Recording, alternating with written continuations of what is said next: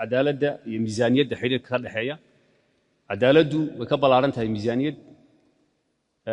وأنا subjective beauty is in the eye of the beholder روح ذو قلب قف كان ليس كل حرنتها عدالة وأساس وكله عدالتنا وحياة اللي قد يقولوا بينش ماركسة هنا يلتها بون ولا سمين هذا كوا ولا سمين رأي ما ينقون إنسان مركا رأي إنه نقول كرت عدالة وأنا بينش ماركس يحق ستاندردز بروسيس اللي يقانو أي كسر إسناتوية مثالية دخلية كم وقبنا مركا عدالة مثلا السياسة قابل اسميدية الشراء يو مارك وحلف رب والله إنه هوشة كشقين المسؤولية الكواد صارن ويان سببتها العدالة إنه جاي عدالة لولا هنا وهدي عند الله سيمنن وسي حرية عن لغة هذين لبجاري عدالة رجع عدالة ويا سيدي عوشة كلياعي حقيقة ويان إننا كلياعين ويا سببتها لولا هاي ورجلها أنا محوتينه taladu ha fido hal meel yeena ku ururin yaan xoog la isku marinin wada tashi wada xaajood isqancin aan ku socono sababta loo leeyahay waa aayaha ay leedahay in la iscaburiyo in la isxoogo aayaha ay leedahay oo aan fahansanahay weeyaan shaqada halkan ka bilaabatay maantana 10 sano kadib haddii inoo sii dhaweyso wadada cadaaladda guul baan gaarnay asaaskeedii inaga dhignay haddii inagu aan dhigno asaas lagu kala tagana inaga wixii dhibaatay gaar dadka gaarsiinay marka qogoonaansho buuxa ayaa jira in cadaalad loo kaco أما مزيادة هالنقطة أما مثلات سياسية هالنقطة بالله في عنا وجرة ولا سمي لأنك مثلاتنا ولا جسمي لأنك مشاريعنا ولا جسمي ربهان واي أي نود وصل على مشاريع فرها بدن أنت لفت جاي لقى حيو بهانتين وحين بدن لقى هذلي مشاريع دي هرون رماني كوع صب على قبانية وحبر بصعود الضوء كلوه مشاريع إذا صعودون أفرسنا شخصنا رماني كوي كلا إنه ماله بسوق بين باهدا أهم حال لو قبل ليه labada raay wax guriga uu ku jira kuwa cusub ma la geliyo mar waxaan qabaa equity-ga iyo efficiency-gu trade off bay leeyihiin in la isku balance gareeyo weey xukuumaddu markay timid mashaariic badan bay qabatay oo ogtiin mooyaan maxay u qabatay equity ba ahayd in maaragtay isu dheelitir la sameeyo mashaariic ciidda ka badan boardinada waxa la oran lahaa laba boardin hal la sameeyo lama oran waxa la 10ka gobolba hal la geeyo guriga wadareedka 11ka ba hal la geeyo جيدتك محبدي ولا باتنكي صدق جالسين يدو لوجي هجيتك إنه قالي هاي أفر صدق عن سماينه أو لما صار كلامينه اللي سمسوين ما يمه قبل هبل بقى كم قبل لها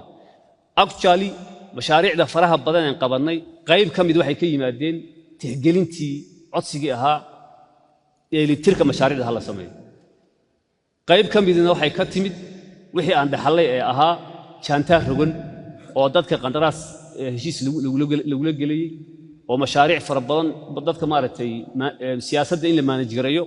ميزانية ودن قندراسيو عن العقب الواحد أنت لو كلا قيبيه لوريني لباتن مليون بالقاعدتي مشروع صدح بقول مليون سنة كلاباتن كاس على الوسينية قابل كميزانية اللو قبل شري ما دام ميزانية قندراسكو أي قيب كم إذا هي بوليتيكال مانجمنت سياسة الدقيقة كي لقوا ما نجريه مشروع شن بقول مليون كونتن مليون تكون شن بقول مليون كونترات أنت لقلا لها كونتن كاس سنة كلابو قبنايا سنة كدمنا كنت خاصة لبوق قبنايا قريب كم إذا حاجة إني أصور عادي وكذا حلي كوا وند حلي يكوي نوع إنه قدر نبرشر كشعب كي يستفيدلك أنا وحنا والله ما قبل شارع دي ما هي إنه إعلام بانه سكول ما هي سنو بيا ما هي سنو هذا نقدم عليه ولي بقى سفري أنا كوجي ليني تيجان كوي توان كقبل أنا وين سومريني أو مرة دعاية لقى ودي يقول لي ده هذا ماشي لمرة ومشاريع بلوسه بلنقادي أيها كاني أنت بين أي سوق شماشو إيكوتي ما أنت عنك هذا الله ربهانا وحوين بأرنتاس حليسي تلم بحبرشة وكل وفعلها يصور ديجان دقمويك هذا عن لهين سكول دوسي صار ويكوبين كل كي اللي يمين دقموين فربان سكول هاي بتولياش قار كل جدي سي عفمات قاسيد وكله سكترة جديد كي يبيون كوا كمدون مركا إيكوتيجا واحد بالغ قفتي صارنا كان علاش القضية قدام بيسي هدي له صوب بندقو قال الله أنت بدتون كوي هاي وحنا قاعدين يا أبو بتوع على ركرة طالع يا دعوة علاش على قد أديو بدينهن مركا الله يجو علاش هذا لقفتي مركا حقته يو أرمها إن لوجا في عن إيكوتي إفشنسي جنا أسكو بربروضينا يجد اللفت كده ضاد باينات هلا ما أنت نسكدي إنه قوة عصب تواني سبتالو عصب بريشادي اللي جهد لي مشاريع نوع عصا حتى قوانينا أنت نسكدي إنه والعجل فربضنا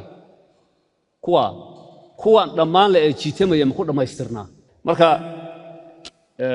equity efficiency trade off ka isku wadi deeda وأن كو قصبنا السبب political sensitivities كجرا هو حساسية كجرا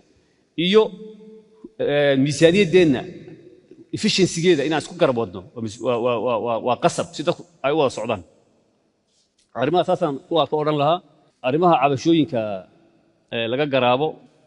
eega laftigeeda in qorshayaasha ugu horeeya iyo fursadaha ugu horeeya bahwadaagta laga helo lagu daro taana isla qaadan waxa laga yaabaa miisaaniyadda maanta aad ansixinaysaan direction kii sanadkii hore aad bixiseen kuwan ka duwanay inaad bixisaan oo aad ka soo baxay oo bal soft projectska iyo waxyaalahaas maadaama waqti fiican hadda sanadkan aan loo helin hoos ha loo eego oo ha la eego miisaaniyadda hadda aan keenay annagu xafiisyada marka hoos loo yar eego in laga heli karo lacag 300 400 500 milyan wax jooran noqotay oo softiya oo mashaariic inay gashay kaga haboonta taa haday soo baxdo hal tixgeliyo meelaha laga garaabayo inay dhibaatooyin ka jirto direction aynu ka soo baxo inaan ka qaadanana waan qabaanu oo galuhu taan nagu raaco elkar hospital baa laga hadlay meel ka mudan ma jirto xagar moqor meel la yiraahdo oo 6 sano dugsi sare codsan shacabka ku nool yahay baa jirta wadada dayactirka warreer iyo galaadi baa jirta meelo noocaas oo codsiyadoodu ma aha uu guux la abuuray kaliya guuxoodu uu ka yariyahayba kuwa wax loo qabtay miisaanka loo qabtay laakiin aan ka garaabaynaa jira marka inaan kuwa bal hoos u eegno bahwadaagta waxaan ka rajaynaa jira dhanka jidadka kale inaan ku darsano qorshaha inay noqotay aan qaadanaynaa hadii la yiraahdo dhanka mashaariicda su'aalo la soo jeediyay baa jira feasibility study baa loo sameeyaa dhulkii laga dhisay lahaa diyaar ma yahay cost estimation koodu ma yahay wax maaragtay cilmi ku fadhiyo oo unit cost iyo wax la sameeyay ma jira la diyaariyay consistency ma jiraan su'aalo noocaas ah jiray kuwaas wax badan baa laga dadaalay hadda sanadkii hore walaha waad ogtihiin in la yiri mashruucan feasibility study lahayn ama design lahayn ma geliyo projectiska laakiin labadii sano saddex sano u horeysay isbedelka sidii naga sii horeysayba مشاريع عن ديزاين لهم بالقبتي دكتي وقاسات ديزاين كودي بالله سمين يا لو فدي لح بلون مشاريع انت اللي بحيه ممكن لغا سمين لها لهم با يلا قالي marka arinta waa xabaal laga saxay nasiib wanaag mashaariic badan oo cusub ma jirto saadaraadid problem weyn oo si muuqda ma aha maadaama mashaariic fara badan oo cusub aan la qaban ba dhowr sano u dambeysay dhanka cost estimation ki hawlahan xadiiska hawlaha guud kulli dadaalo uu ka wada jira laakiin ma dhameystirna arinta in la fadhiisiyo supervision costiga iyo faa'iidada idaarta ilaahay waa la og yahay laakiin qarashka loo qabto ma loo qabtaa supervision costiga kuma eka hadda mashaariicda xafiiska shaqada la baarlamaanka soo daba gala maamulada gobolada soo daba gala xafiiska madaxweynaha guddi u dira xafiiska qorsheynta guddi u dira marka ka warhayn buuxda runtii jirta xagga mashaariicda hal meel lagu ma hadlayo vetting process cross check lagu sameeyo oo dhowr hay'adood ay tagaan oo ay ka soo warbixiyaan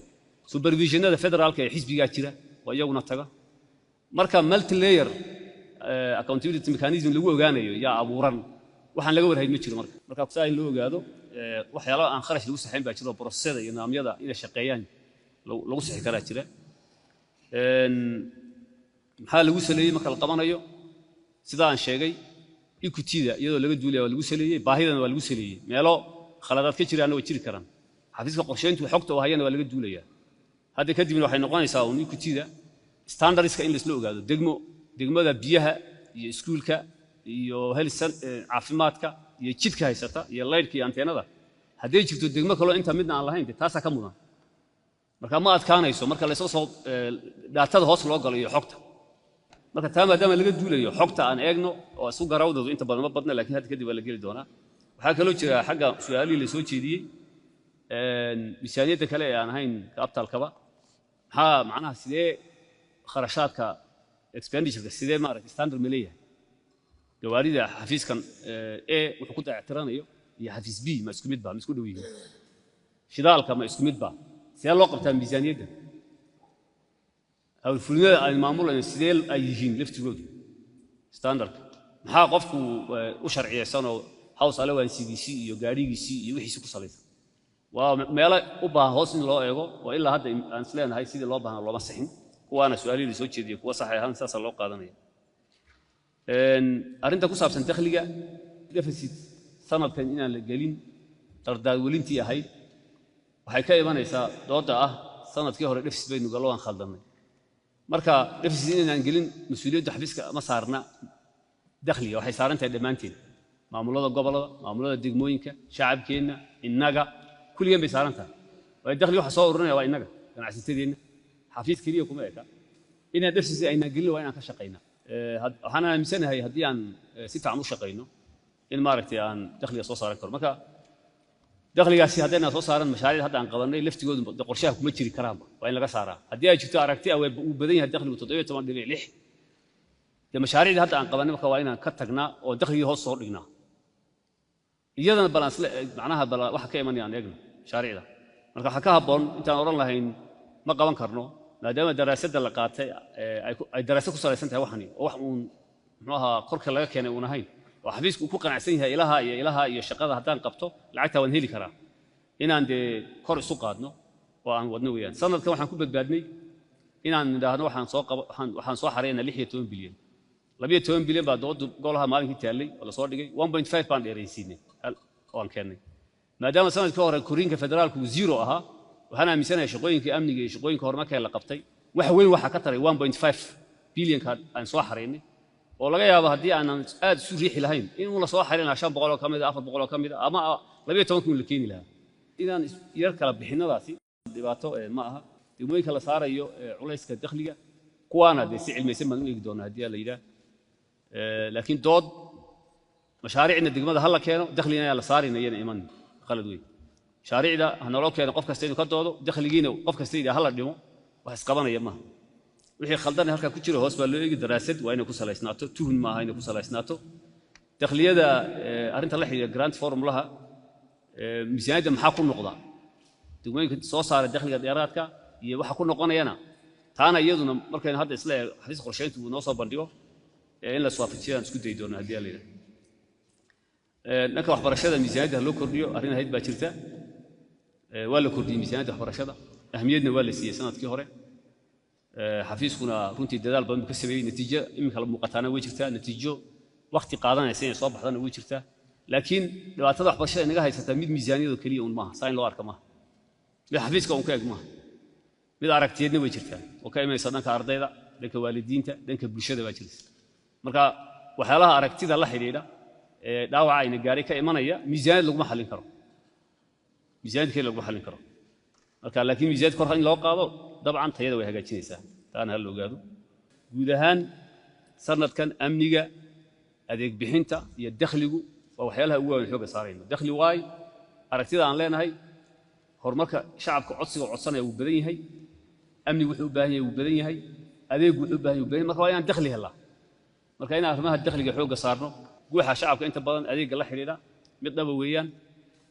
adeeg jirina ma jirin awal hore maamulada gobolada iyo degmooyinka imika la sheegaya maamulada gobolada iyo degmooyinka shaqeeya ma jirin macna amni waxa u tirin jiray askaraha iyo waxa meelaha joogay wada isla garanay ama command postiga xafiiska madaxweynaha jooga rooti telefoon gacan baa u ahaa maamul marka waxaasi hogaaminta joogta iyo tayadeeda iyo waxeeda in la improve gareeyo waa shaqooyinka inoo yaala waan qaadanaynaa ugu dambayn arinta la xiriirda xildhibaanada iyo qaabka maartay xisaabtanka waxaan aaminsanahay golahani xilligii isbedelka kadib maanta halka uu marayo wax bogaadin mudan inay tahay su'aalaha shacabka la keenaa si xora looga doodaa cadaan yaa taala mashaariicdii baa la soo eegayaa amnigii baa la soo eegayaa guuxii shacabka la keenayaa halkana wax walba sax iyo khalad ba lagaga hadlayaa